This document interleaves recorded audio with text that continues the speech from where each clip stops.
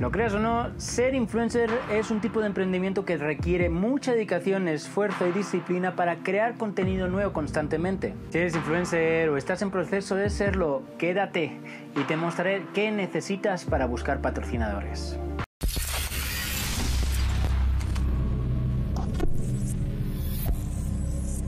Show me the money.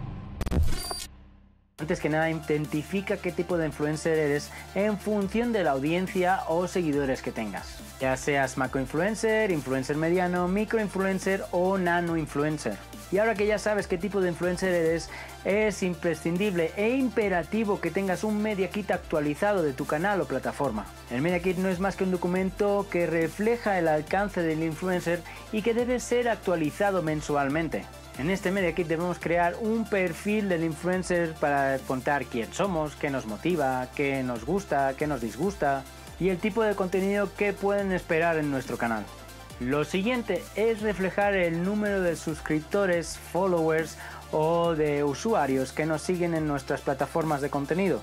Además hay que reflejar los datos demográficos de los mismos, es decir, edades, sexo, procedencia.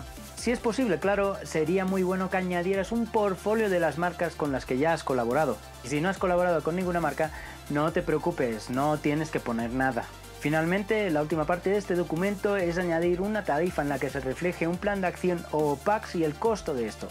Por ejemplo, una aparición en uno de mis vídeos de YouTube, un post en Instagram, otro en Facebook y un tweet cuesta X. Y en fin, emprendedores y influencers, si queréis saber más sobre el marketing de influencers, como siempre os recomiendo que os paséis por el canal de mi amigo Oscar Cumí para que sepáis todo y las últimas novedades del marketing de influencers. Y si tenéis alguna duda, pregunta o sugerencia, podéis escribirme al correo que aparece en pantalla. Mi nombre es Adrián Muñoz y este es el blog del emprendedor.